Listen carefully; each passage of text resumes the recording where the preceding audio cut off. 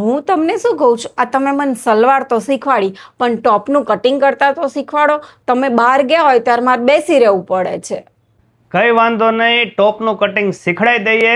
આજે તમને ટોપનું કટિંગ એકદમ સિમ્પલ રીતમાં શીખડાવવાના છે. અને આજે હું તમને એવી રીતે શીખડાવીશ કે કસ્ટમર તમારી પાસે કદાચ કોઈ માપનો ટોપ લઈને આવે કે માપનો ડ્રેસ લઈને આવે, મારે આ જ માપે પરફેક્ટ બનાવવો છે, આમાં જરાય આગુ પાછું ન કરતા.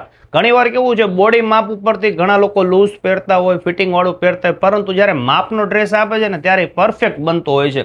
તો ચાલો માપના ટોપ ઉપરથી કઈ રીતે ટોપનું કટિંગ કરાય એકદમ ઈઝી રીત શીખડાવી દઈએ. આ વિડીયો ખોવાઈ ના જાય એના માટે આ વિડીયોને સેવ કરી રાખજો અને ફેમિલી ગ્રુપમાં શેર કરી રાખજો. તો કટિંગ કરવા માટે સ્પેશિયલ આપણે એક અસ્તરનું કાપડ અત્યારે લઈ લીધું છે તમને સેમ્પલનું દેખાડવા માટે. અને આ છે કસ્ટમરનું માપનું ટોપ. કટિંગ કરતા પહેલા આપણે એ શીખવાનું છે કે કેટલા માપ આ ટોપમાંથી લેવા જોઈએ, જેનાથી તમને કટિંગ કરતી વખતે જરા પણ અગવડતા ન પડે. તો પહેલું માપ લેવાનું છે લંબાઈનું. તો આપણે છે ને આ જે જોઈન્ટ હોય અહીંયાથી આપણે લંબાઈનું માપી લેશું. અને કેટલી લંબાઈ છે જોઈ લેવાની. જો 42.5 લંબાઈ છે, તો 42.5 લંબાઈનું ટોપ હોય ને એટલે 2 ઇંચ વધારે રાખવાની. એટલે આપણે આની અંદર લખશું 44.5. પછી સેકન્ડ માપ આવે છે શોલ્ડરનું. તો તમારે શોલ્ડર જોઈ લેવાના કે શોલ્ડર કેટલા કાપેલા છે. હવે શોલ્ડરમાં ઘણા લોકો ભૂલ ક્યાં કરે છે કે અહીંયાથી શોલ્ડર માપે છે. ખરેખર અહીંયાથી નહીં માપવાનો, અહીંયા સાચો શોલ્ડર આવે. આ સિલાઈ દબાવેલી છે ને અહીંયા, એટલે આપણે શોલ્ડરનું માપ લેશું અહીંયાથી. આ તમે જોઈ લો સાંધો અહીંયા છે, મેં અહીંયા મેજેટે મૂકી છે. શોલ્ડરનું માપ છે આની અંદર 15. શોલ્ડર આપણે કાપવાનો આવશે 15. બાયની લંબાઈ માપવાની છે. બાયની લંબાઈ કેટલી છે? તો બાયની લંબાઈ છે 15. તો આપણે બાયની લંબાઈ લખશું 15. હવે શું કરવાનું છે, ઉપરથી કટનું માપ લઈ લેવાનું છે કે આ કટ ઉપરથી કેટલા ઈંચે છે. જો આ જે કટનો પાર્ટ રહ્યો ને એ ખાસ માપવાનું છે. ઘણા ઉપરથી પહેરતા હોય, ઘણા નીચેથી પહેરતા હોય. આ જે જોઈન્ટ રહ્યો અહીંયાથી કટનું માપ કેટલું છે આ જોઈ લો. 21 ઇંચે કટનું માપ છે. એટલે તમારે છે ને આ લખી નાખવાનું કે કટનું માપ 21 થી. તો કટનું માપ લઈ લીધા પછી હવે આ ટોપને છે ને આપણે સીધામાંથી પહેલાં ઊંધું કરી નાખવાનું છે. સૌ પહેલાં આપણે માપવાની છે બાયની મોડી, કે બાયની મોડી કેટલી છે.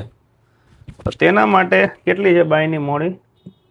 6.5 એટલે 13ની મોડી છે. એટલે બાયની લંબાઈ 15, મોડી 13. પછી બીજું માપ આવે છે આઈની પહોળાઈ. જે આ સિલાઈ છે, જ્યાં સિલાઈ મારેલી છે ચેસ્ટની, એના સ્ટ્રેટમાં આપણે એક નિશાન લેવાનું છે. કેટલી છે? 15.5. 15. અને ત્રીજું માપ આવશે મૂંઢાનું. અને એ મૂંઢાનું માપ લેવાનું છે અહીંયાથી. અહીંયાથી નહીં, કટિંગ આપણો અહીંયા થશે, સિલાઈમાંથી નથી લેવાનું. આ રાઉન્ડનું માપ લેવાનું છે.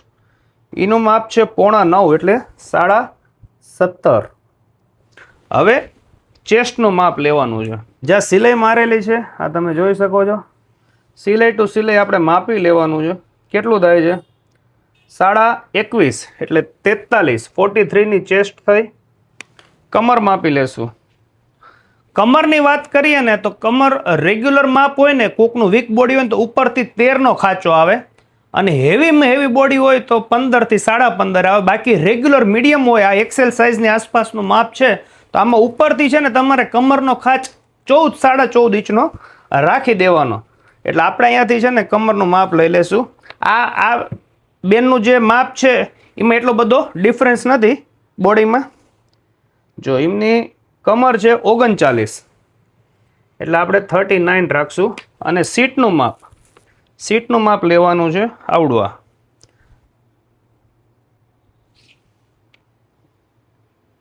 23 એટલે 46. હવે ઘેરનું માપ લેવાનું છે. અનુમાને જો કોઈ સ્ટ્રેટ પહેરતું હોય તો સીટનો જે ભાગ હોય એ જ ઘેરનો ભાગ આવે. 23 હોય તો 23 જ આવે. પણ કસ્ટમરને ઘણીવાર બહુ સ્ટ્રેટ નથી ગમતું હોતું, તો પૂછી લેવાનું. અને માપનું આપ્યું હોય તો કંઈ પૂછવાનું નથી. આ જોઈ લો 23 છે તો અહીંયા 23 જ છે, આ સ્ટ્રેટ જ છે એકદમ. હવે મેન માપ છે ગળાનું.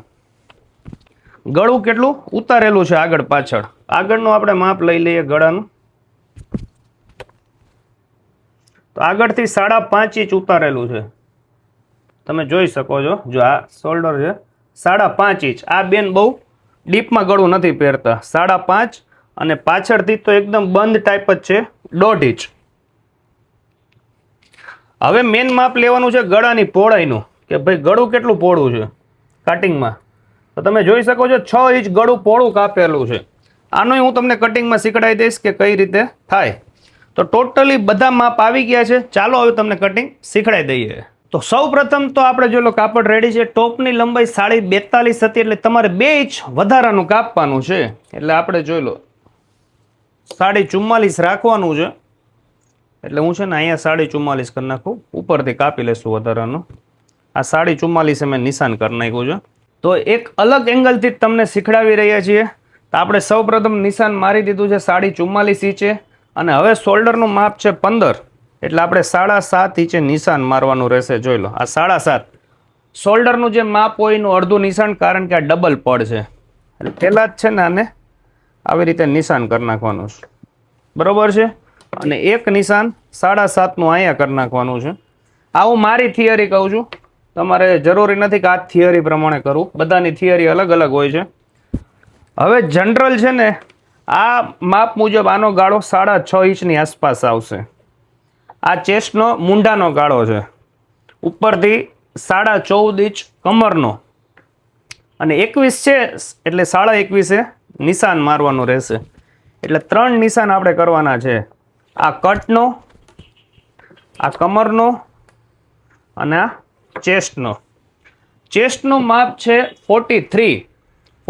એટલે પહેલાં તો તમારે છે ને તમારું ગણિત પાક્કું હોવું જોઈએ જ્યારે પણ તમે દરજી કામ શીખો છો. કારણ કે આમાં તમારે ચોથો ભાગ કરવાનો આવે. આ ખાલી આગળનો ભાગ છે કે પાછળનો ગણો, આ ખાલી સિંગલ પડના તમારે માપ ગણવાનું. એટલે 43નો ચોથો ભાગ થાય 11.5. તો જોઈ લો મેં પહેલું નિશાન માર્યું છે 11.5. હવે વધારાની સિલાઈ રાખવાની છે 1.5 ઇંચનું માર્જિન. આ 1.5 ઇંચે મેં સિલાઈ મારી છે. કમરનું માપ છે 39, તો 39નો ચોથો ભાગ 9.5. આ બીજું 1.5 ઇંચનું માર્જિન. અહીંયા 1.5 ઇંચનું માર્જિન, અહીંયા 1.5 ઇંચનું માર્જિન. અને હવે આવે છે સીટ 46. 46નો ચોથો ભાગ 11.5. અને આ સીટની અંદર ખાલી 1 જ ઇંચનું માર્જિન રાખવાનું છે, કારણ કે વધારે પડતી મોટી આપણે પટ્ટી નથી વાળવાની તેના માટે. આ માપ આપણું રેડી છે. જો હવે આપણી રીતે નિશાન કરી દેવાના છે. આ નિશાન તમને એટલે શીખડાવું છું કે તમને ઈઝી પડે. હવે જે આપણે ઘેરનું માપ 23 છે, તો 11.5 ને 1 ઇંચ વધારે 12.5. આ નીચે ઘેરનું માપ આવી જશે.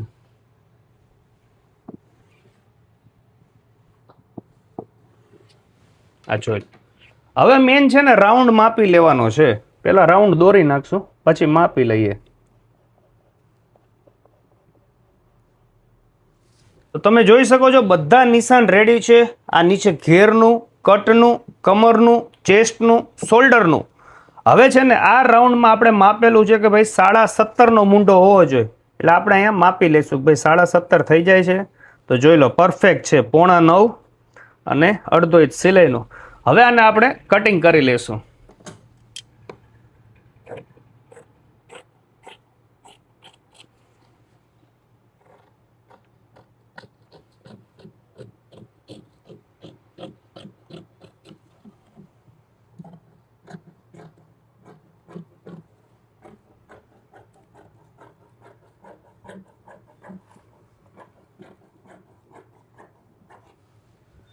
તો આપણું ટોપનું કટિંગ રેડી છે. હવે તમારે શું કરવાનું છે? ચેકો મારી દેવાના. જો એટલે તમને યાદ રહે કે ભાઈ અહીંયાથી કટ વાળવાના છે.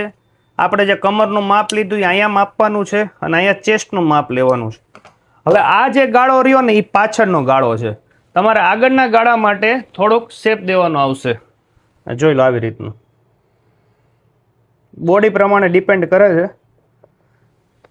તો તમને હું કહી દઉં, તમારે છે ને આગળના પાર્ટમાં આવી રીતે ગાળણ દઈ દેવાનું. આ આગળનો પાર્ટ રેડી થઈ જાય, બરોબર છે. આ હવે તમને દેખાડી દઈ નેકનું માપ. તો 6 ઇંચ ગળું પહોળું હતું ટોપના માપમાં, આપણે જોયું હતું. 6 ઇંચ હોય ને તો તમારે 5.5 ઇંચ કાપવાનું રહે. અને આગળનો પાર્ટ 5.5 હતો આગળથી, એટલે 5.25.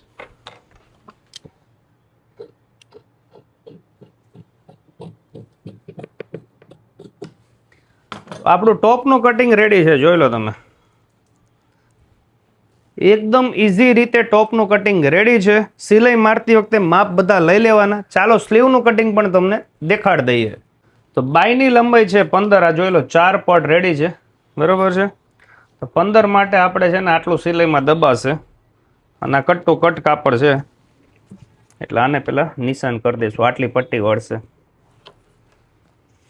બરોબર. મોડી છે 13, તો તમારે શું કરવાનું છે, 6.5 ઇંચ અને 1.5 ઇંચ સિલાઈનું. અહીંયાથી 3.25 ઇંચનો ગાળો આપેલો છે, એ તમારે માપમાં જોઈ લેવાનું. 3 થી 3.5 અનુમાને બધા આવતા હોય. હવે 15.5 છે બીજું માપ આપણે લીધું, એટલે 15.5 નું અડધું 7.5 અને 1.5 ઇંચ બીજું માર્જિન. આ એનું માપ છે. હવે આને આપણે કટિંગ કરી લેશું.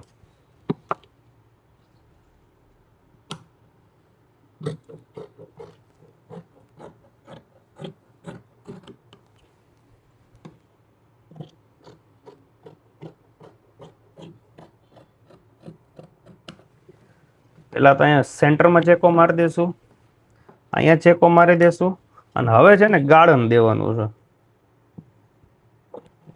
પેલા આગળનું ગાળણ દઈ દઈશું, અને હવે માઇનોર પાછળનું ગાળણ.